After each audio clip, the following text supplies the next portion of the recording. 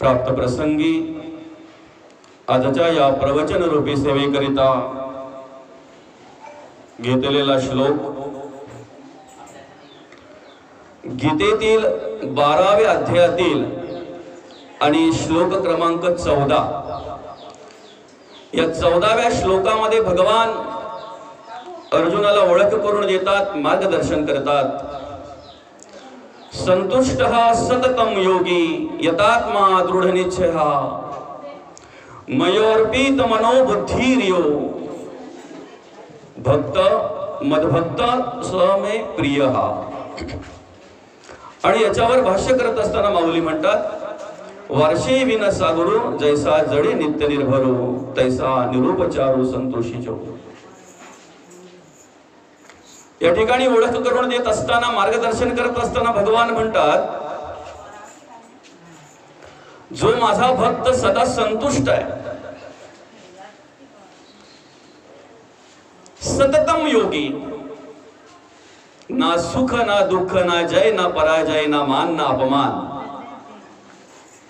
याच्या पलीकडे जाऊन जो कार्य करतो आणि जो साधक, जो भक्त त्याचं मन आणि बुद्धी मला अर्पण करतो ना, माझ्या चरणी अर्पण करतो ना, तो भक्त मला प्रिय आहे।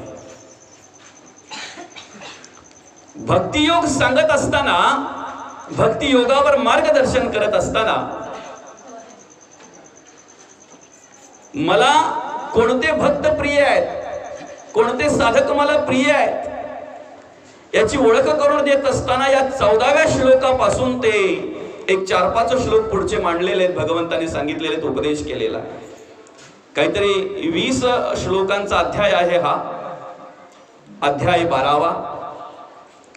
आणि यामध्ये भक्ती योगावर मार्गदर्शन करत असताना मला कोणता भक्त प्रिय आहे याची ओळख करून देत असताना त्या ठिकाणी भगवंत म्हणतात, जे भक्त माझ्या चरणी, माझ्या ठाई त्यांची मन आणि बुद्धी अर्पण करतात ते भक्त मला प्रिय आहेत। जे सदा संतुष्ट आहेत, जे सदा अखंड जर पाहायला गेलं तर उत्तम कर्म आचरणामध्ये आहेत, धर्म आचरणामध्ये आहेत, नीतीने वागतायत, जय पराजय मान अपमान सुख दुःख याच्या सगळ्या गोष्टींच्या पलीकडे जे गेलेले आहेत ना, ते भक्त मला आवडतात।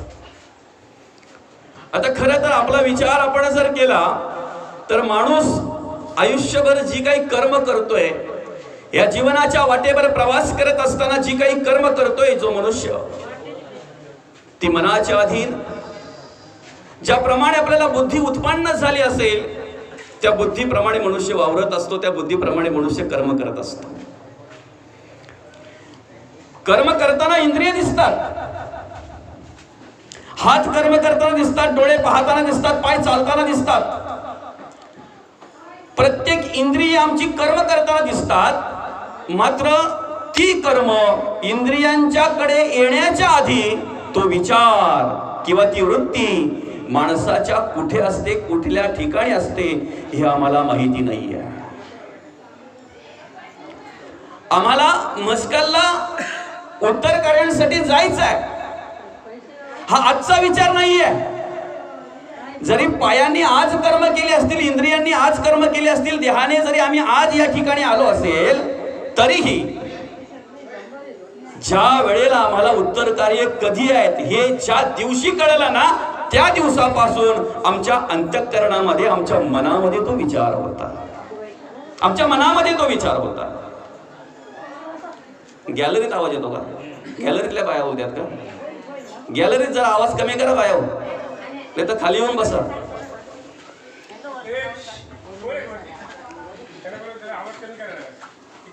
तो विचार मनाकडे असतो, तो विचार बुद्धीकडे असतो, अंतःकरणामध्ये असतो। आणि अशा प्रकारे हे विचार अनेक दिवस, काही काळ आमच्या मनामध्ये असतात, आमच्या अंतःकरणामध्ये असतात। आणि म्हणून काय होतंय माहितीये का, ज्या वेळेला ती इंद्रियांकडे येतात ना, ज्या वेळेला ते इंद्रिय कार्य करायला लागतात ना, त्या वेळेला आम्हाला कळतंय, अरे अमक्या अमक्याकडून असं असं घडलं, अमक्या अमक्याने असं असं कार्य केलं। इंद्रियांनी केल्यानंतर आम्हाला समजतंय, त्याच्या डोळ्याने अशी कर्म केली, त्याच्या हाताने अशी कार्य केली, त्याच्या पायाने अशी कर्म केली। मग इंद्रियांकडे येण्याच्या आधी ती कर्म मनाकडे असतात अर्थात मन इंद्रिय हे मनाच्या अधीन आहेत. मन ज्या पद्धतीने सांगेल त्या पद्धतीने इंद्रिय कार्य करत असतात. अंतःकरण पंचकाचा विचार जर आपण केला तर अंतःकरण या अंतःकरण पंचकामध्ये पहिला भाग जो आहे, पहिला विषय जो आहे तो अंतःकरणाचा. अंतःकरणानंतर मग मनाकडे आहे. अंतःकरण, मन, मग बुद्धी. चित्त आणि अहंकार नंतर कार्य करत आहे. चित्त आणि अहंकार कार्य नंतर करत आहे. पण आधी कुठलाही विचार आमच्या कुठे येतो? अंतःकरणामध्ये. आमच्या अंतःकरणामध्ये विचार आला, मला परमार्थ करायचा आहे, मला भक्ती करायची आहे, मला देवाचं नामस्मरण करायचं आहे. आधी विचार कुठे आला? अंतःकरणामध्ये. आणि मग अंतःकरणामध्ये तो विचार आल्यानंतर मग ते मनाने स्वीकारायचं की नाही स्वीकारायचं ते मनावर आहे. ज्या वेळेला मन स्वीकारत आहे त्या वेळेला आमची बुद्धी कार्य करायला त्यारे जायचंय, करायचंय. बुद्धीला पटतंय का? बुद्धीला पटत असेल तर मग चित्त त्या ठिकाणी स्थिर होत आहे. आणि ज्या ठिकाणी आमचं चित्त स्थिर होत आहे त्या ठिकाणी अहंकार इंद्रिय रूपी कार्य करायला लागतंय. मग तो एखादा ग्रंथ घेणार, एखादी स्मरणिका घेणार, देवाच्या पुढ्यात बसणार, आहे की ना, ग्रंथ वाचन करणार, नामस्मरण करणार. परमार्थ करण्याची, भक्ती करण्याची इच्छा अंतःकरणामध्ये उत्पन्न झाल्यानंतर हा विचार झाला आमच्या परमार्थाचा, भक्तीचा. आमच्याकडून वाईट कर्म घडतात कशी बरं? आमच्याकडून अधर्माची कर्म घडतात कशी बरं? आमच्याकडून अनितीचं आचरण आमच्याकडून होतंय कसं बरं? सारखंच आहे, काही फरक नाहीये. एखादा कर्म करायचा विचार हा काही काळ अंतःकरणामध्ये येतोय, मग तो मनाकडे जातोय. मनाला पटल्यानंतर बुद्धी स्वीकारते, बुद्धीने स्वीकारल्यानंतर चित्त त्या ठिकाणी स्थिर होत आहे. आणि मग अहंकार रूपी इंद्रिय त्या ठिकाणी कार्य करायला लागतात. म्हणून भगवंत म्हणतात, ज्याने आमच्या चरणी, माझ्या चरणी मन आणि बुद्धी अर्पण केली ना, हे महत्वाचं आहे बरं का. एक वेळ 5 फळं देवाला नाही वाहता आली तरी चालतील. काय मौली बरोबर आहे की ना? तुमची परिस्थिती नसेल ना, देवाला 5 फळं वाहू नका. एखाद्या वेळी तुमच्या परिस्थितीप्रमाणे जर देवाला नारळ नसेल वाहता येत, अर्पण करता येत, चालेल ना दादा, पण आपलं मन आणि बुद्धी तिथे अर्पण करता आली पाहिजे.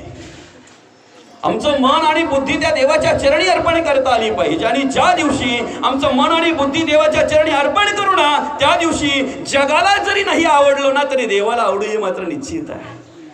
जगाने जरी आमचा विचार नाही केला ना तरी देव आमचा विचार करणार हे निश्चित आहे. कारण स्वतः भगवंत म्हणतात,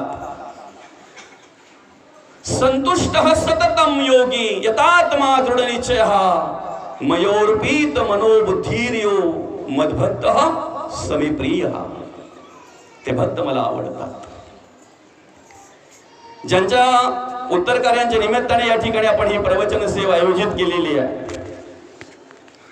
आमचे या मस्कल गावातील ढमके परिवार आणि या ढमके परिवाराचे नावही बंधू आणि ढमके परिवाराचे बंधू, या परिवारातील मुलांचे पिताश्री कैलासवासी बंधू रामचंद्र ढमके यांना 23 सप्टेंबर रोजी देवाज्ञा झाली. अल्पशा आजाराने त्यांचं निधन झालं. आणि त्यांच्या उत्तरकार्यांच्या निमित्ताने आपण या ठिकाणी ही प्रवचन सेवा आयोजित केलेली आहे. खऱ्या अर्थाने आम्हाला श्रवण घडावं, आमच्याकडून देवाचं स्तवन व्हावं, आम्हाला जगण्याचा मार्ग कळावा, आम्हाला वागण्याचा आणि आम्हाला राहण्याचा मार्ग कळावा, या उद्देशाने आम्ही हे प्रवचन आयोजित करत असतो. माणूस जेथपासून करता कमवता होतो ना, जेथपासून त्याची बुद्धी संसारासाठी, प्रपंचासाठी कार्य करायला लागते की नाही, तेथपासून प्रामाणिकपणे जर प्रत्येक माणसाने अंतःकरणामध्ये विचार केला तर फक्त आणि फक्त माणूस दिवसेंदिवस संसाराच्या, प्रपंचाच्या, अज्ञानाच्या, अंधश्रद्धेच्या आणि भ्रमाच्या जाळ्यामध्ये अडकत असतो. संसार वाढल्यानंतर त्याला वाटतंय सुखी होईल, पण खरं तर तो जाळं निर्माण करत असतो. संसारातली माणसं वाढल्यानंतर त्याला असं वाटतं माझं कुटुंब मोठं आहे, माझी माणसं खूप आहेत. पैसा अडका वाढल्यानंतर त्याला असं वाटतंय की आता मी खूप सुखी होईल. पण प्रामाणिकपणे जर प्रत्येक माणसाने अंतःकरणपूर्वक जर विचार केला ना तर दिवसेंदिवस मनुष्य काय करतोय, स्वतःला बांधून घेतोय, स्वतःला बांधून घेतो. त्या कोळ्याच्याच आतलं एखादं विशिष्ट असं ते द्रव्य, विशिष्ट असा तो धागा निघतो बघा, रेशीम आहे की नाही. आपल्या घरामध्ये जी सुतिरी असते, सुतिरी आपल्या डोळ्यासमोरचं उदाहरण, ती सुतेरी तो धागा आणते कुठून बरं? कोण आणून देते तिला? आपल्या घरातला एखादा सुताचा बंडल पळवते का ती? तिच्याच पोटामध्ये, तिच्याच कडे असलेला जो काही द्रव आहे, जो काही धागा आहे, ती काढते. त्याच्याने काय करते? ती असं जाळं तयार करते, जाळं निर्माण करते. आणि ते जाळं निर्माण करता करता करता करता करता करता करता करता एवढं त्या जाळ्यामध्ये अडकते की शेवटी त्याच जाळ्यामध्ये तिचा मृत्यू होतो, पण तिला कळत नाही. हीच अवस्था माणसाची एवढ्या आयुष्यामध्ये. आम्ही या ठिकाणी कार्य करत असताना काय करतोय? आमच्याच बुद्धीप्रमाणे, आमच्याच विचाराप्रमाणे आम्ही जाळं निर्माण करत असतो. जो स्वतःहून स्वतः बांधलेला आहे तो त्या माणसाला सोडविल कोण? सगळे दरवाजे खिडके बंद असलेले, आतून आवाज देतोय तो बाहेरच्या लोकांना, अरे सोडवा मला, कोणीतरी सोडवा रे, मी बंदिस्त झालेलो आहे या घरामध्ये, मला बाहेर निघण्याचा मार्ग माहिती नाहीये, सोडवा मला कोणीतरी. बाहेरच्यांना ज्या वेळेला कळलं त्या वेळेला त्यांनी खिडक्या उघडण्याचा प्रयत्न केला, पण सगळ्या खिडक्या आतून लावलेल्या होत्या. वाजवण्याचा प्रयत्न केला, आवाज देण्याचा प्रयत्न केला, जसा त्याचा आवाज यायचा तसा यांनी आवाज देण्याचा प्रयत्न केला. आणि मग त्यांच्या लक्षात आलं, बघूया दरवाजे उघडतात का. जाऊन बघितलं तर सगळे दरवाजे आतून बंद केले होते. ज्याने स्वतःहून स्वतःचे दरवाजे आतून बंद केलेले आहेत त्याला बाहेरचा कोण वाचविल हे आपल्याला विचार. ज्यांनी स्वतःहून स्वतःचे दरवाजे आतून बंद केलेले आहेत त्याला बाहेरचा माणूस कशा पद्धतीने वाचवू शकतोय, वाचविल का, हे आपलं मनाला आपण विचारा. म्हणून संत म्हणतात, तूच आहेस तुझ्या जीवनाचा शिल्पकार. आपुलिया हिता जो असे जागता. आपलं हित आपल्याला करायचं आहे ना, आपण स्वतः जाग राहिलं पाहिजे. आपली भूक भागवायची आहे ना आपल्याला, आपण स्वतः जेवलं पाहिजे. शेजारी जेवून आपलं पोट भरत नाही, घरातले जेवून आपलं पोट भरत नाही. आपलं हित जर आपल्याला करायचे ना, आपण स्वतः परमार्थ करायला हवा, आपण स्वतः भक्ती करायला हवी, आपण स्वतः नामस्मरण करायला हवं. मुलं करतात त्यांच्यावर आपलं नाही होणार, आई वडील करतात त्यांच्यावर आपलं नाही होणार,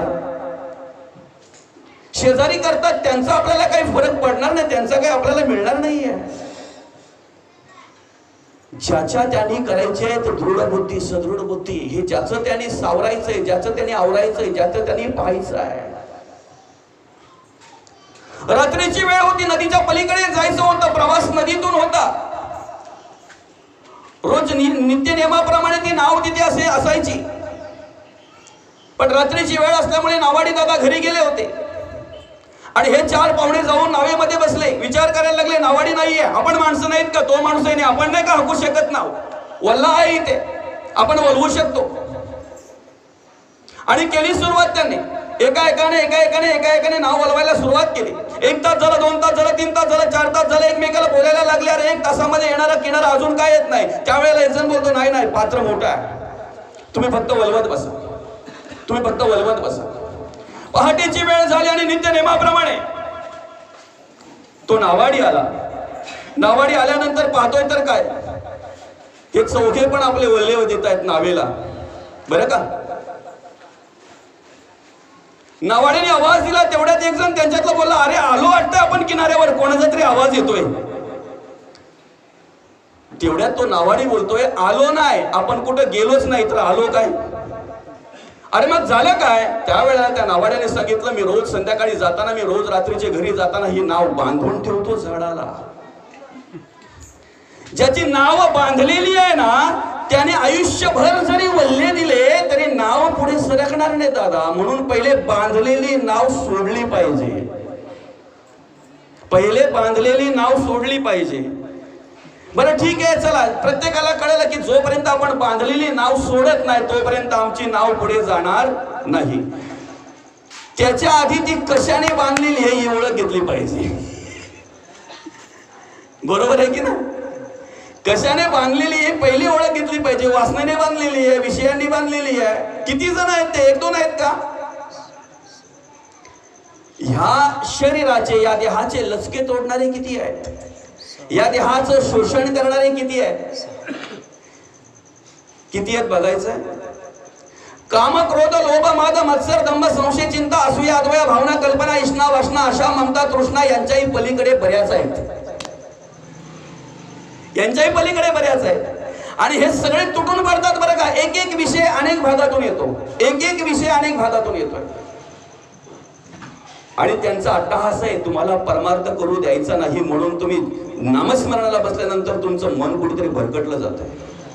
तुम्ही वाचनाला बसल्यानंतर तुमचं मन कुठेतरी भरकटलं जात आहे. एखाद्या वेळी आम्ही नामस्मरणाला स्मरणिका हातात घ्यावी, नामस्मरण करायला लागावं आणि त्याच वेळेला आम्हाला 4 वर्षी एकाने नेलेले पैसे आठवावेत. आणि त्याच वेळेला मी मुलाला बोलवून घ्यावं, बाळा इकडे आताच आठवलंय तर लगेच जा, नाही तर विसरेल. त्याला माहिती आहे स्मरणिका घेतल्यानंतरच आठवतंय, ग्रंथ पुढे घेतल्यानंतरच हे आठवतंय सगळं.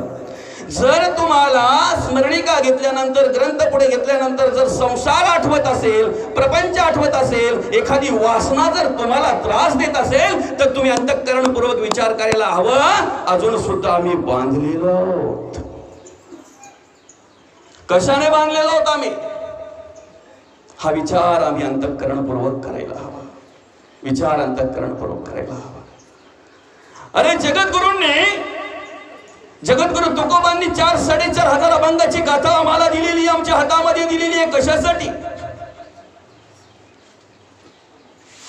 माऊली ज्ञानोबांनी 18 अध्यायी ज्ञानेश्वरी आम्हाला दिलेली आहे. कशासाठी? अमृतानुभवासारखा सर्वश्रेष्ठ ग्रंथ दिला, सांगदेव 65 दिली आणि खऱ्या अर्थाने आमच्या जीवनाचा मॅन्युअल गाईड म्हणजे माहिती पुस्तिका. हरिपाठ देवाची ये द्वारी उभा क्षण भरी तेणे मुक्ती 4ही साथी गेल्या. माऊलीने सुरुवात करताना कशी केली माहितीये का? देवाची ये द्वारी उभा क्षण भरी. माऊली म्हणतात एक क्षण करता करता ना त्याला आवड लागेल रे. तू डायरेक्ट जर बोलशील ना का तुझं आयुष्य याच्यातच गेला पाहिजे, तो थांबणार पण नाही. थांबेल नाही थांबणार. माऊली काय म्हणतात? उभा क्षण भरी आवड लागली पाहिजे. आहे की नाही? एखाद्या बाळाला डाळ भाताची आवड लागण्यासाठी ते आईला काय करावं लागतं माहितीये काय? एकदम एक मोठी वाडी त्याला चारावी लागत नाही. थोडं थोडं थोडं थोडं ते कुस्करून त्याला आवड लागेल याचा विचार ती माऊली करत असते. कशी आवड लागेल त्याला.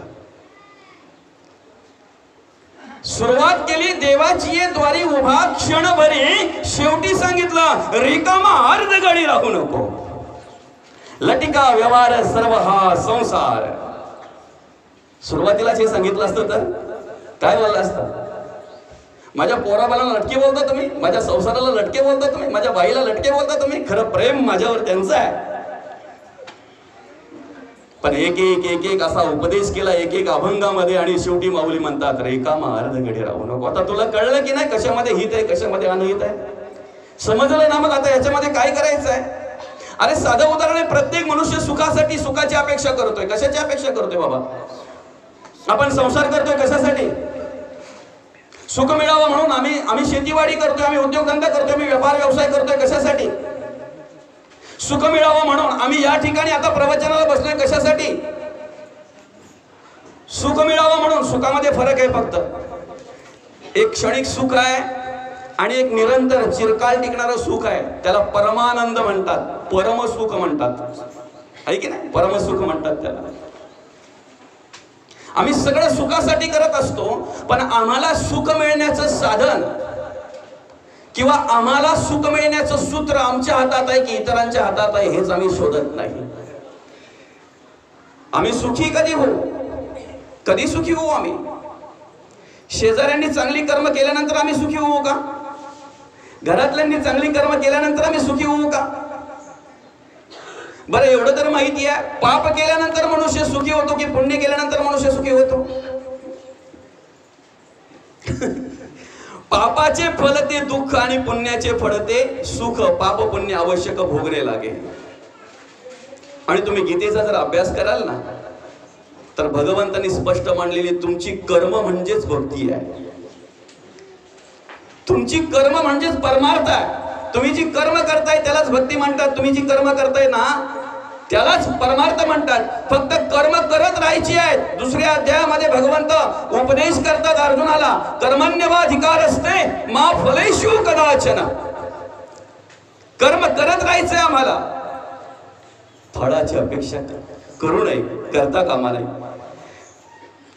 भगवंताचं नामस्मरण करणं हे आमचं कर्तव्य आहे. भक्ती करणे आमचं कर्तव्य आहे. परमार्थ करणं हे आमचं कर्तव्य आहे. त्याच्या पलीकडे जाऊन सांगू का, देवाचं देशाचं आणि धर्माचं कार्य करणं आमचं जर कर्तव्य आहे, तर मग देवाचं देशाचं आणि धर्माचं कार्य करताना मी का म्हणून फळाची अपेक्षा करावी?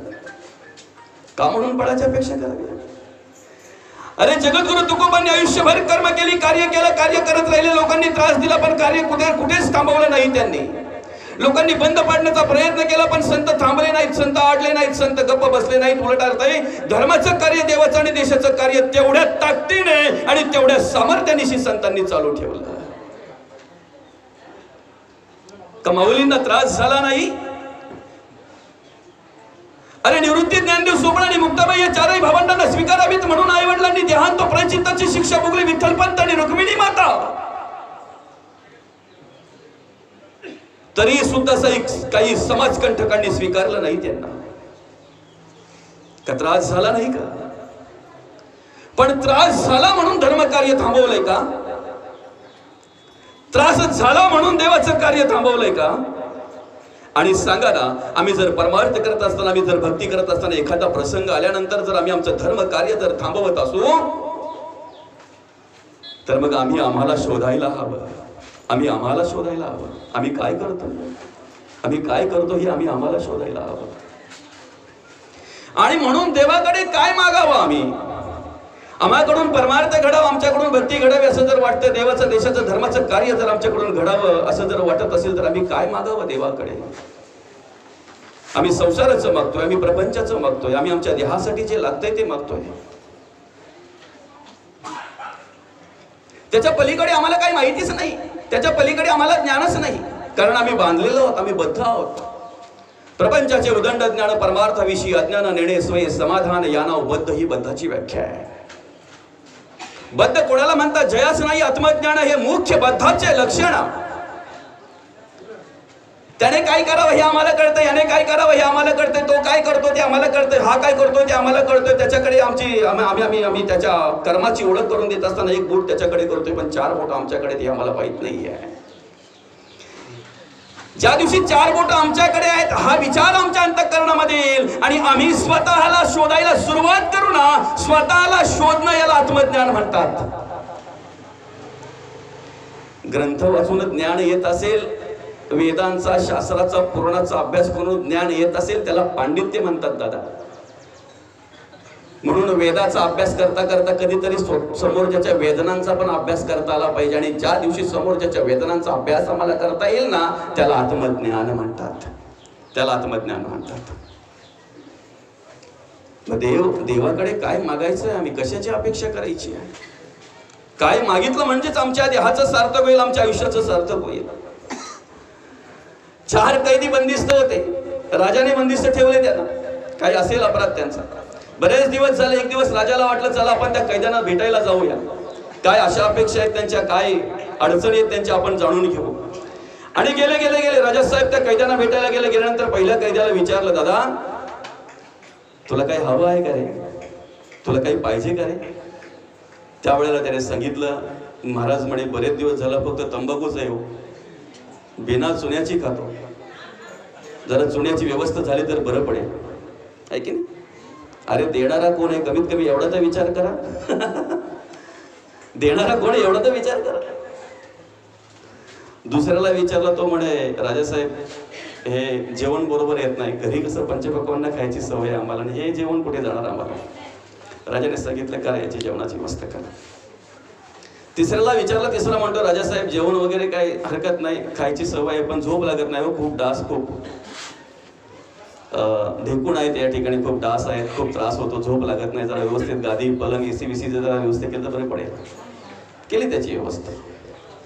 चौथ्याकडे गेल्यानंतर चौथ्याला विचारलं, दादा काही अडचण आहे का तुला? म्हणे राजासाहेब बरं झालं तुमचं दर्शन झालं ना, याच्यातच मी धन्य झालो. काय म्हणाला? तुमचं दर्शन झालं ना याच्यातच मी धन्य झालो. खरं तर तुम्ही मला बंदीखान्यात टाकण्याच्या आधीपासून माझ्या मनामध्ये एक विचार होता.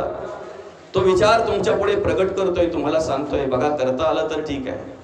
तुम्ही स्वतःहून मला विचारलं तुला काय हवं आहे का, मला हे आजच नाही. तुम्ही बंदिस्त ठेवण्याच्या आधीपासून माझ्या मनामध्ये विचार आहे. तुम्ही बंदिस्त ठेवतानाही जरी मला विचारलं असतं ना की तुला काय हवं आहे का, तरी मी हेच सांगितलं असतं. म्हणजे काय पाहिजे तुला, एक दिवस तरी तुम्ही माझ्या घरी जेवायला या आणि एक दिवस तरी माझ्या घरी राहावं तुम्ही राजासाहेब, एवढीच फक्त इच्छा आहे.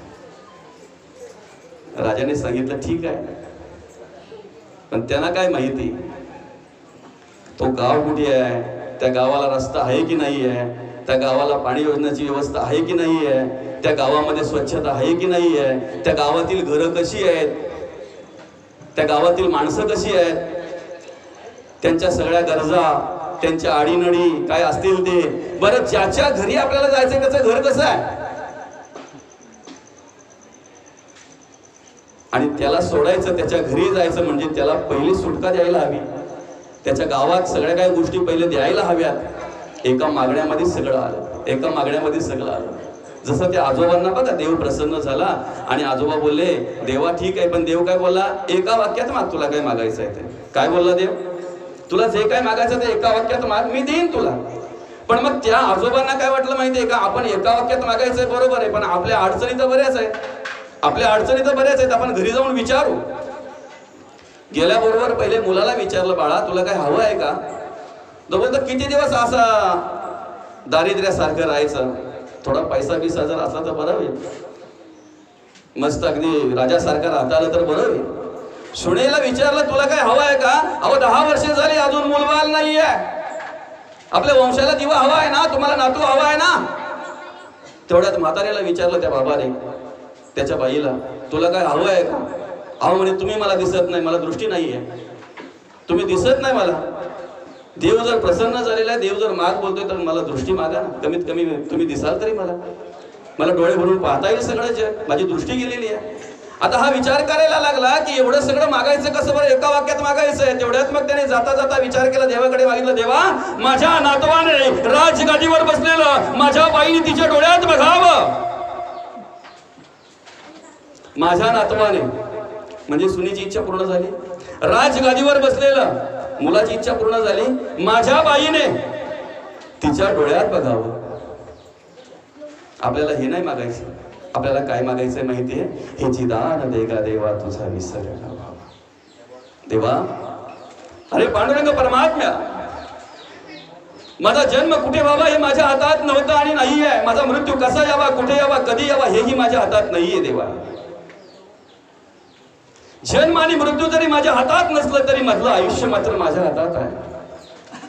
आणि हे आयुष्य मला दिलंय ना, ही देवा तुझीच कृपा आहे. कारण माझ्याकडे कितीही जरी पैसा असला तरी मी आयुष्य विकत घेऊ शकत नाही. फक्त इंद्रिय विकत घेऊ शकतो, पण आयुष्य विकत नाही घेऊ शकत. मग देवा फक्त एवढंच माझ्यासाठी कर, हे आयुष्य माझं सार्थकी कसं लागेल, मला ह्या आयुष्यामध्ये चांगल्या प्रकारची उत्तम प्रकारची कर्म कशी करता येतील ना, एवढी फक्त सद्बुद्धी देवा मला दे, एवढी फक्त सद्बुद्धी मला दे देवा. बस एवढं जरी मागितलं ना, हेची दान देगा देवा तुझा विसर न व्हावा, एवढं जरी मागितलं तरी भरपूर झालं.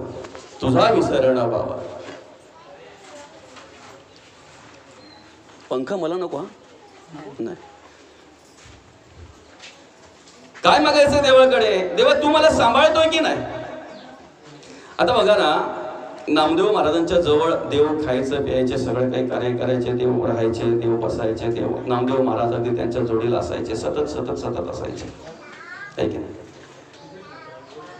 पण ज्या वेळेला आपण बघितलं, निवृत्ती, ज्ञानदेव, सोपान आणि मुक्ताबाई ही चारही भावंड ज्या वेळेला पांडुरंग परमात्म्याच्या दर्शनासाठी पंढरपूर क्षेत्री गेली आणि त्या ठिकाणी मंदिरात जाण्याच्या आधी पहिलं दर्शन झालं, पहिली भेट झाली ती म्हणजे नामदेव महाराजांची. आणि नामदेव महाराजांची भेट झाल्याबरोबर ऐकून होते, एवढा मोठा अधिकार आहे. नामदेव महाराज म्हणजे ज्यांच्या हातून देव खातात, ज्यांच्या हातून नैवेद्य घेतात, ज्यांच्या जवळ बसतात, ज्यांच्याशी बोलतात, देव पांडुरंग परमात्मा. आणि म्हणून निवृत्ती दादांनी नमस्कार केला, माऊलींनी नमस्कार केला, सोपान काकांनी नमस्कार केला. पण हे नमस्कार करत असताना फक्त माझी मुक्ताई निहाळत होती. फक्त माझी मुक्ताई पाहत होती. आणि ज्या वेळेला यांना तिघांनाही कळलं की आम्ही तिघांनी नमस्कार केला पण मात्र मुक्ताईने नमस्कार केला नाही, तेवढ्यात दादा बोलले, अरे मुक्ताई तुला माहिती आहे का नामदेवाचा अधिकार किती मोठा आहे? नामदेव कोण आहे तुला माहिती आहे का? नामदेव महाराज म्हणजे कोण आहे तुला माहिती आहे का? आपल्याला तरी कधीतरी वारीच्या वेळेला किंवा कधीतरी आपण ठरवलं तर 15 दिवसातून, महिन्यातून, 6 महिन्यातून एकदा पांडुरंग परमात्म्याचं दर्शन होत आहे. पण पांडुरंग परमात्म्याच्या सतत आणि सतत जवळ असलेले हे पांडुरंग परमात्म्याचे भक्त आहेत, साधक आहेत, दास आहेत. यांच्या हातून पांडुरंग परमात्मा नैवेद्य स्वीकारतोय. हो म्हणे हा. मग तेवढ्यात मुक्ताई बोलली, ज्याला अखंड पांडुरंगाचा शेजार का अहंकार गेला नाही? अरे कमीत कमी माझे निवृत्ती दादा नमस्कार करतात ना, यांनी तशी भावना तरी चेहऱ्यावर दाखवावी ना. एखादा माणूस आपल्या पायाला हात लावायला आल्यानंतर आपण पण थोडं वाकावं, त्याच्या पायाला हात लावण्याचा प्रयत्न करावा ना. पण नाही, दादांनी नमस्कार केला, यांच्या चेहऱ्यावर तसं काहीच नाहीये. माऊलींनी नमस्कार केला, यांच्या चेहऱ्यावर तसं काहीच नाहीये. सोपान काकांनी नमस्कार केला, यांच्या चेहऱ्यावर तसं काहीच नाहीये. कारण यांच्या आतमध्ये एक विचार होता, पांडुरंग परमात्म्याचा मी निस्सिम भक्त आहे, जवळचा आहे, माझ्या हातून पांडुरंग परमात्मा नैवेद्य स्वीकारतात. आणि मग तेवढ्यात मुक्ताई बोलली, दादा हा डेरा कच्चा आहे रे. काय बोलली मुक्ताई? हा डेरा कच्चा आहे. मुक्ताई म्हणजे कोण माहिती आहे? आदि माया शक्ती. बरं का, जिची स्थापना आता होईल घटस्थापनेपासून, समजतंय ना? आता तिच्या पुढ्यात काय करायचंय आपण ठरवायचंय. ती आदि माया शक्ती आहे. तिने जर ठरवलं ना तर एक एक वाईट कर्म करणाऱ्याला तिथे तिचा वाघ सोडून ना फाळायला लावेल ती. दादा खरं आहे की खोटं आहे? नको तसा नंगा नाच करणारा, नको तसा धिगाणा करणाऱ्यांची तिथे वाट लावेल ती. एवढी एवढी ताकद आहे तिच्यामध्ये. आणि तिचे अवतार सुद्धा त्याच्यासाठीच आहे. अरे ज्या वाईट कर्माचा नाश करण्यासाठी, ज्या वाईट बुद्धीचा नाश करण्यासाठी आणि ज्या असुरांचा नाश करण्यासाठी ज्या देवीला अवतार घ्यावा लागला, त्या देवीच्या पुढ्यातच जर तुम्ही नको त्या प्रकारचे जर कर्म करत असाल तर आमच्या हिंदू धर्माची संस्कृती तुम्हाला कळली का? काय हिंदू धर्माचे संस्कार काय ते कळले का तुम्हाला? आणि म्हणून आदि माया शक्ती मुक्ताई, जिने 3 देवांना उपदेश केला. किती देवांना उपदेश केला? 3 देवांना. पहिला उपदेश, जयास अखंड पांडुरंगाचा शेजार का अहंकार गेला नाही. कोणते? नामदेव आहे की नाही? नामदेव. आणि 1400 वर्ष तपश्चर्या करून सुद्धा चांगदेव आणि ताटी लावून बसल्यानंतर माझ्या माऊलींना सांगतात, काम क्रोध मागे सारा, ताटी उघडा ज्ञानेश्वर. ज्ञानदेव काय अधिकार असेल तो? आणि मग आता मग मडकं पाहायचंय म्हटल्यानंतर मग हा अनुभव गोरोबा काकांना, कारण ते जुने बरं का आणि जाणते, ज्यांच्याकडं अनुभवाचं थापट नाही, ज्यांच्याकडे अनुभवाचं थापट नाही ना, त्यांच्या चरणी नतमस्तक व्हावं. आहे की नाही? आम्ही किती जरी ज्ञानी असलो, आम्ही किती जरी अभ्यासू असलो, आमचं शिक्षण किती जरी मोठं असेल ना, तरी या ठिकाणी जी वरिष्ठ माणसं बसलेली आहेत ना, त्यांच्या सगळ्यांच्या चरणी नतमस्तक होतो. कारण अनुभवाचं थापटणं त्यांच्याकडे आहे. सगळ्यांच्या चरणी तुमच्या नतमस्तक होतो. आम्ही किती जरी आयुष्यामध्ये मोठे झालो तरी तुमच्या आशीर्वादाशिवाय कधीच मोठे होणार नाही, कधीच नाही. तुमचा आशीर्वाद असेल तर निश्चित आम्ही हे धर्माचं कार्य करू शकतो, आम्ही हे देशाचं आणि देवाचं कार्य करू शकतो. पण तुमचा आशीर्वाद जर नसेल ना, आम्ही कितीही जरी प्रयत्न केले तरी आम्ही आमच्या आयुष्यात कधीच यशस्वी होणार नाहीत. म्हणून अनुभवाचं थापटणं ज्यांच्याकडे, त्यांच्या नतमस्तक व्हा, त्यांच्या चरणी नतमस्तक व्हा. असो, गोष्ट खूप मोठी आहे, तिच्याशी गरज नाहीये. फक्त आम्हाला एवढंच करायचं आहे की देवाकडे काय मागावं. मग ज्या वेळेला कच्चं मडकं म्हणून त्यांना सांगितलं गेलं आणि मग धावपळ करत नामदेव महाराज कुठे गेले? पांडुरंग परमात्म्याकडे गेले आणि पांडुरंग परमात्म्याला सांगितलं, तुमच्या जवळ जेवतो मी, माझ्या जवळ तुम्ही जेवताय, माझ्या हातचं नैवेद्य तुम्ही स्वीकारताय, आपण एकत्र राहतोय, एकत्र सगळं काही कार्य करतोय आणि मला बोलतात कच्चं. त्यावेळेला पांडुरंग परमात्मा बोलला, अरे काय चुकीचं आहे त्यांचं? हे माझं सगुण रूप आहे. पण निर्गुण रूपाची जर ओळख घ्यायची असेल, जडी स्थळी काष्टी पाषाणी सभाई अभ्यंतरी भरून उरलेलं जे माझं रूप आहे त्याची ओळख दुसऱ्या अध्यायामध्ये भगवान श्रीकृष्ण अर्जुनाला करून देतात की भगवंताचं स्वरूप कसं आहे, भगवंताचं रूप कसं आहे. नैनम छदंती शस्त्राणी नैनम दहती पावका न चैनम क्लेदयंती पण शोषयती मरुतहा. तो देव कसा आहे? तो देव निर्गुण आहे, निराकार आहे, निसंग आहे, अरूप आहे, निराधार आहे, निर्विकल्प आहे. प्रत्येक ठिकाणी चराचरामध्ये जो देव कार्य करतोय ना, त्या देवाची जर ओळख आम्हाला घ्यायची असेल तर त्यासाठी आम्ही काय केलं पाहिजे? अखंड आणि अखंड त्या देवाची कर्म करायला हवी, त्या देवासारखी कर्म करायला हवी, त्या देवासारखं राहायला हवं. देव होऊन मग देव पाहावे. डायरेक्ट देव पाहता येत नाही बरं का, देव पाहता येत नाही.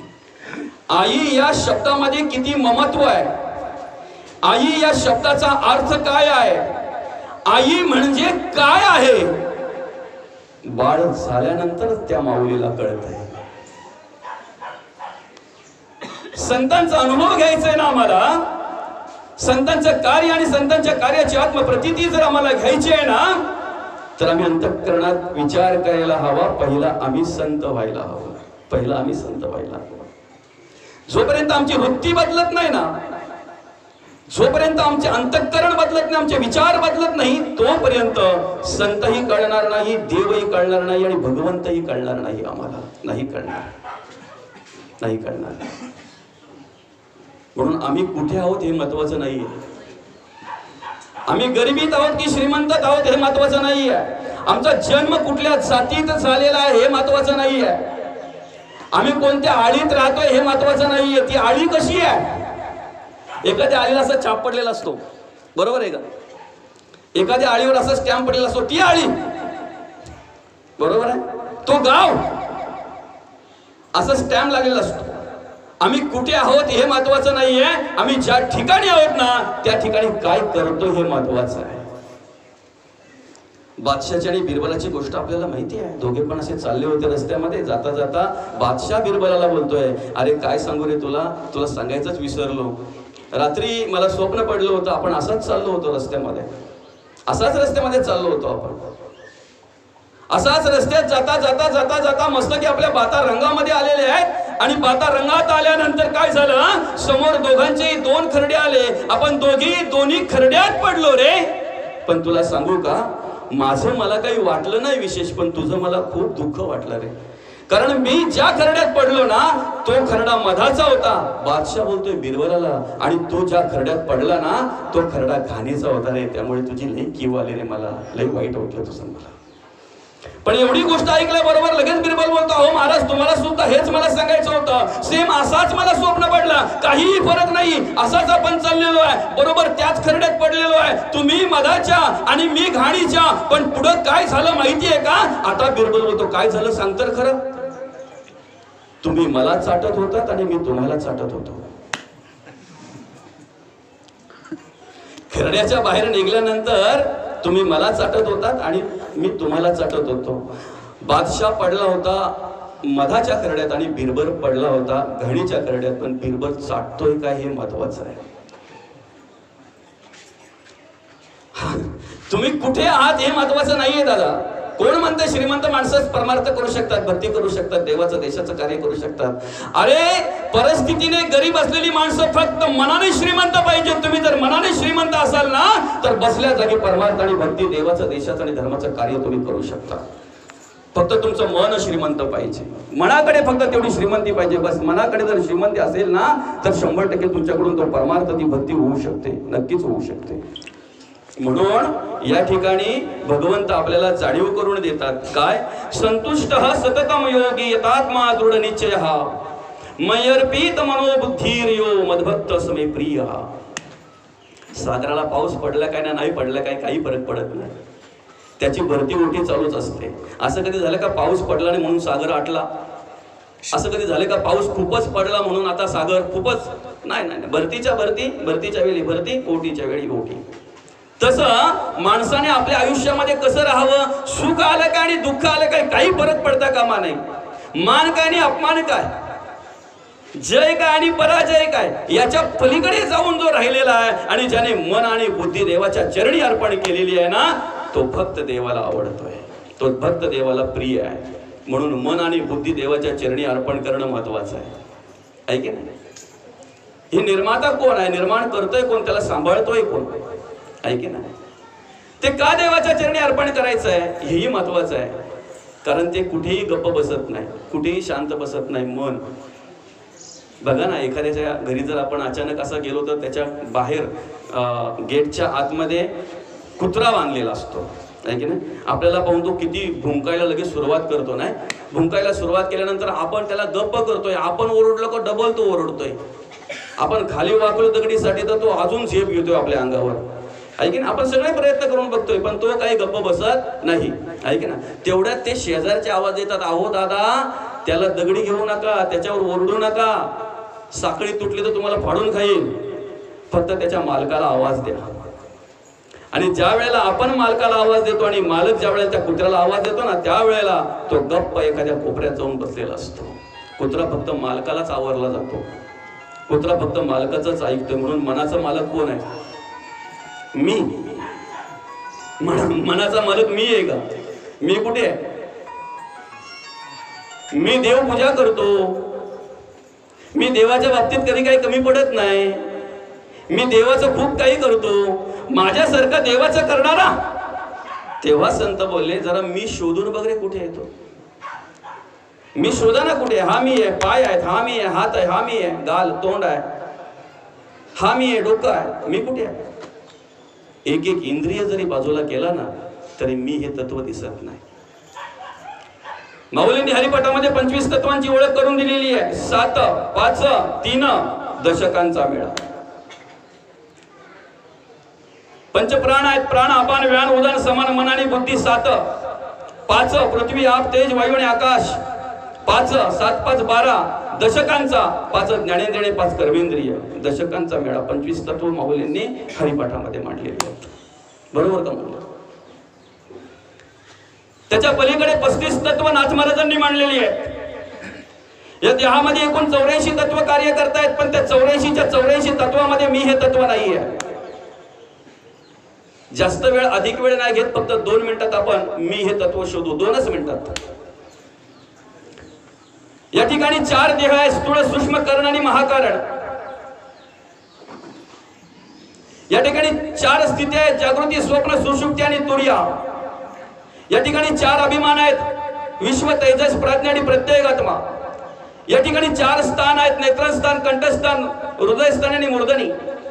या ठिकाणी 4 शक्ती आहेत, इच्छाशक्ती, द्रव्यशक्ती, ज्ञानशक्ती आणि क्रियाशक्ती.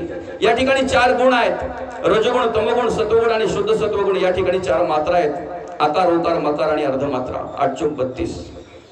पंचभूतात्मक देह कार्य करतोय, पृथ्वी, आप, तेज, वायू आणि आकाश. या ठिकाणी अंतःकरण पंचक कार्य करते, अंतःकरण, मन, बुद्धी, चित्त आणि अहंकार. या ठिकाणी प्राण पंचक कार्य करते, प्राण, अपान, व्यान, उदान आणि समान.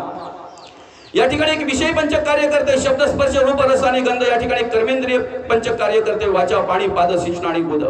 या ठिकाणी एक ज्ञानेंद्रिय पंचक कार्य करते, कान, नाक, त्वचा, डोळा आणि जीभ. 5, 5, 25, 32.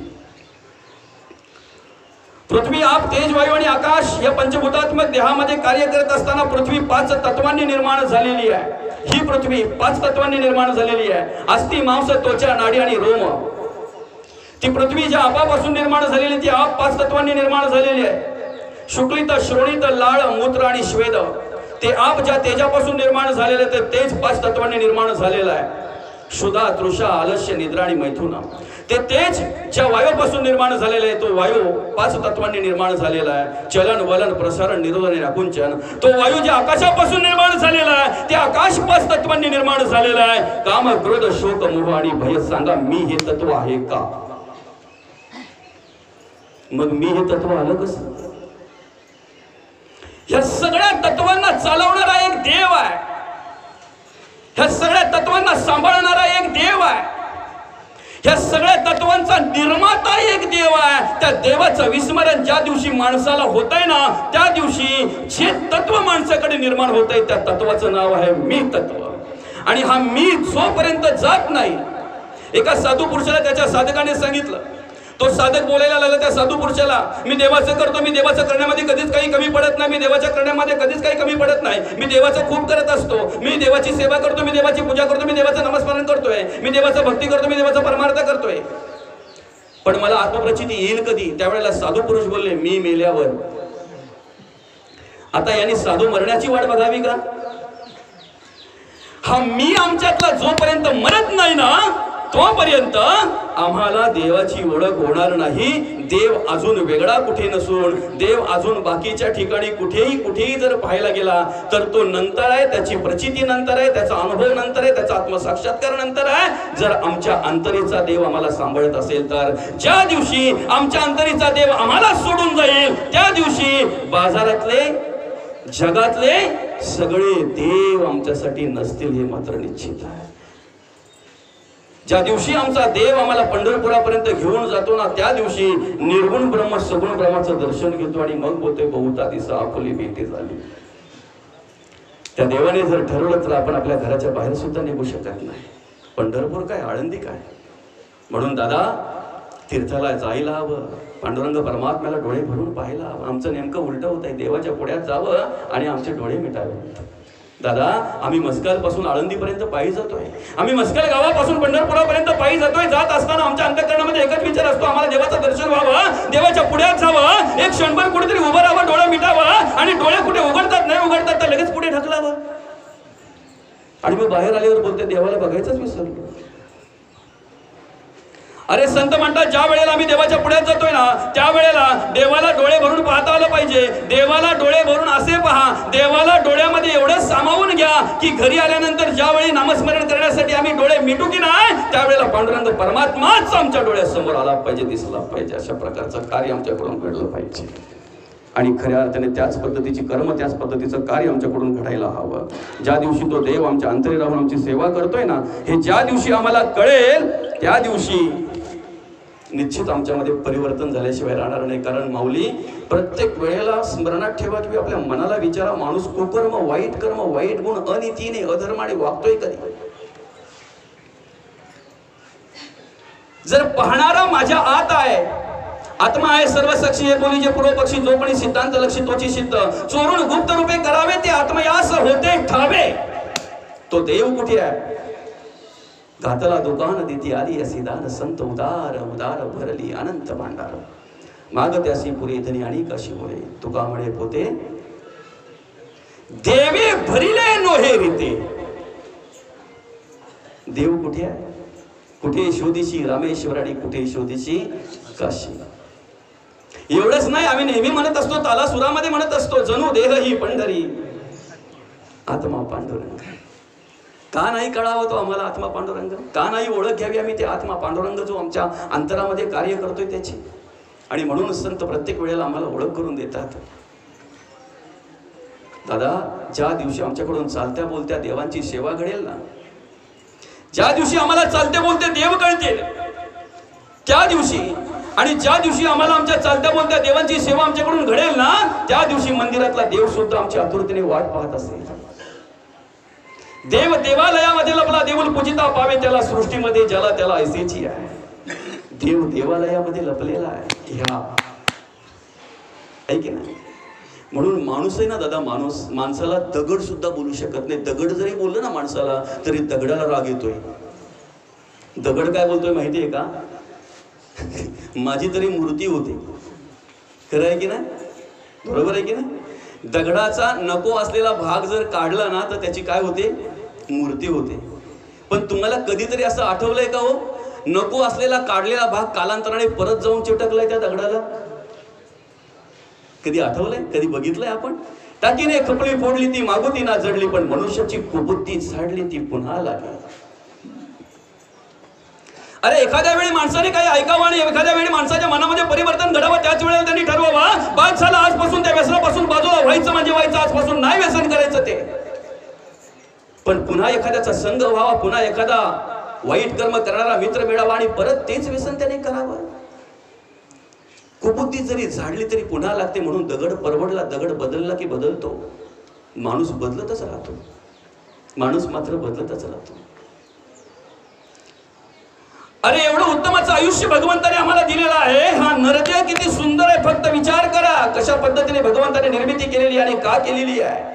84 लक्ष जीवयोनीचा जर आम्ही अभ्यास केला तर 83,99,999 योनींपेक्षा सर्वश्रेष्ठ जर देह असेल ना तर हा नरदेह आहे. कशासाठी निर्माण केलेला आहे? मौज मजा करायला, व्यसन करायला, आयुष्याची वाट लावायला, जीवनाची वाट लावायला, देहाची वाट लावायला. कशासाठी हा नरदेह दिलेला आम्हाला? जोपर्यंत हे आम्हाला कळत नाही ना तोपर्यंत आमच्या जीवनाचे आमच्या आयुष्याचं सार्थक होत नाही. साधं उदाहरण आहे दादा, एखादी नवीन वस्तू, अनोळखी वस्तू जर आम्ही आमच्या घरी आणली, उदाहरणार्थ आमच्या घरी वॉशिंग मशीन जर आणली, ऑटोमॅटिक वॉशिंग मशीन आहे, आम्हाला त्यातली काही जाणकारी नाही, आम्हाला काही माहिती नाही आहे, तर मग आम्ही काय करतोय? तिच्या बरोबर असलेलं पुस्तक वाचतोय. बरोबर आहे का? त्याला मॅन्युअल गाईड म्हणतात, त्याला माहिती पुस्तका म्हणतात. काय म्हणतात त्याला? माहिती पुस्तका. ते माहिती पुस्तिका वाचल्यानंतर आम्हाला कळतंय कुठलं बटन कधी ऑपरेट करायचं, कुठलं बटन कधी दाबायचं. म्हणजेच नाहीतर शेजाऱ्यांनी आणली म्हणून ही बाई पण त्याच्या मागे लागली आणि हिला पण आणून दिली, पण हिने धोपाटण्या सकट कपडं टाकलं. दुसऱ्या दिवशी वॉशिंग मशीन ऍडमिट करायला लागली. Manual guide. तसं गाथा ही आमचं मॅन्युअल गाईड आहे. ज्ञानेश्वरी ही आमची माहिती पुस्तिका आहे. भागवत ही आमची माहिती पुस्तिका आहे. गीता सर्वश्रेष्ठ ग्रंथ आहे. सगळ्या प्रकारचं ज्ञान त्याच्यात मांडलेलं, सगळ्या प्रकारचं. आणि कुठल्या प्रकारचं कुठलं ज्ञान नाहीये त्याच्यामध्ये. तुमच्या आयुष्यातला कुठलीही घटना घ्या, कुठलाही प्रसंग घ्या, कुठलाही विषय घ्या तुम्ही, सगळे विषय त्याच्यामध्ये मांडलेले आहेत. आम्हाला बाकी सगळा अभ्यास करायला वेळ आहे, पण हाच वेळ नाहीये, आहे की नाही? म्हणून दादा, आम्ही देवाच्या पुढ्यात उभे राहून काय मागतोय ना यापेक्षा देवाला पाठ केल्यानंतर कसे वागतोय याला विशेष महत्व आहे. आणि वागण्यावर आपला परमार्थ आणि भक्ती आधारित आहे. तुमचं वागणंच परमार्थ भक्ती घडवते, तुमचं जगणं परमार्थ भक्ती घडवते, शिकवते, आहे की नाही? म्हणून कसं जगावं, कसं वागावं हे कळलं पाहिजे. एका मालकाने काय केलं माहितीये का? आपल्या घराची राखण करण्यासाठी एक कुत्रा पाळला, आहे की नाही? आणि हल्ली माणसापेक्षा जास्त आवड कुत्र्यांची आहे. ज्यांचे आई वडील वृद्धाश्रमात आहेत ना, अशा भिकारी लोकांचे आहे घरी कुत्री आहेत. आलं का लक्षात? अशा वाईट विचाराच्या माणसाच्या घरी कुत्री आहेत. ज्यांचे आई वडील वृद्धाश्रमात, त्यांना आई वडील सांभाळायला जमत नाही, त्रास होतो त्यांना आई वडिलांचा. ज्यांनी जन्माला घातलं त्यांचा त्रास होतो, ज्यांनी वाढवलं, ज्यांनी सांभाळलं त्यांचा त्रास होतो. अशा भिकार विचाराच्या माणसांच्या घरी कुत्री आहेत. आणि ती भिकार विचाराची माणसं संध्याकाळच्या टायमाला रोडला काढतात त्यांना. अरे एवढी सेवा जर आई वडिलांची केली ना, देव लांब आहे का? पुंडलिकासाठी पुंडलिका भेटी परब्रह्म आले का? आम्ही फक्त बोलावंच का? कधी आचरणात आणावंच नाही का? कधी त्याचा विचार करावाच नाही का? असो. तर त्या मालकाने काय केलं माहितीये का? बोलण्यासारखं खूप आहे दादा, वेळेची मर्यादा असते आपल्याला. मालकाने काय केलं? घराची राखण करण्यासाठी कुत्रा पाळला. शेतकरी होता, कधीतरी माती बिती व्हायला लागायची, आणायला लागायची, म्हणून त्याने एक गाढव पाळलेला. पण नित्यनेम कसा होता त्याचा? कुत्र्याला बसल्या जागी खायला घालायचा, कारण कुत्र्यांची मजा असते. आलं का लक्षात? आणि गाढव काय करायचा? काम करून करून घ्यायचा, काणी सोडायची का त्या चालला आपला, त्याचा त्या चाराला, आहे का? कुठे काय भेटेल ते खायचं. बरोबर आहे बाबा, आहे की नाही? जिथं जे काही मिळेल ते खायचं. आता काय झालं? जो मालक खायचा तो कुत्र्याला द्यायचा, जे खायचा ते कुत्र्याला द्यायचा, गाढव आपला जाऊन चरून यायचा, आहे की नाही? एकदा काय झालं, 2-4 दिवस त्या कुत्र्याकडे जरा पाहायला त्याला मालकाला थोडा आबल झाली. त्याची खायला कधीतरी शिळप खायला मिळालं त्याला, कधीतरी असं राहिलेलं कुठंतरी थोडंसं, किंवा अर्ध भुकाशी राहायचा, असं 2-4 दिवस जरा आबल झाली त्याची. रागावला ना कुत्रा रागावला. आता रागावल्यानंतर काय झालं, त्याची समजूत काढायला लागला तो गाढव. अरे जाऊ दे ना म्हणे, बघ ना तुला तरी वेळेवर भेटताय, जागेवर भेटताय, मला कुठे कुठे भटकून मर होऊन काम करायचा, माती व्हायची ना, जाऊन कुठेतरी काहीतरी खाऊन यायचा. तुला जागेवर बसून आराममध्ये मस्त की व्यवस्थितरित्या आणि सावलीत बसून तुला जे मिळतंय ते ना. त्याच दिवशी नेमका रात्रीच्या वेळी त्या मालकाकडे चोर आले. चोर आल्यानंतर झालं काय माहितीये का? कुत्रा काही भुकत नाही. गाढव बोलतो, अरे भुक ना बाबा, तू भूक, मालकाला जागा कर. एवढं भारी मालक तुझी सेवा करतोय, सगळं जागेवर देतोय, तुला तर नाही म्हणे, बघ मला माझ्या 2-4 दिवसापासून लय आबल चालले, अर्ध्या भुकशी राहायला लागतंय, मला शिळं खायला दिलं मला 2-4 टाईम, नाही भुकणार. 2-4 वेळा त्या गाढवाने सांगितलं, आता भूक भूक. आता चोर जवळ आले, दरवाजा जवळ आले, आता चोरी करणार. तेवढ्यात गाढवाने काय केलं, स्वतः ओरडायला सुरुवात केली आणि गाढ निद्रिस्त असलेला तो मालक मात्र उठला. शांत झोप लागलेली असताना हा गाढव मध्येच का ओरडला, माझी झोप मोड का केली, म्हणून उतरतानाच दांडू घेऊन उतरला. 2-4 तर टाकली त्याने. तोपर्यंत ते चोर पळाले होते, त्याला काही माहित नाही काय झालं ते. तेव्हा कुत्रा त्याच्याकडे पाहून बोलायला लागला, करशील माझा काम? काय बोलला कुत्रा? काय बोलला, माझा काम करशील?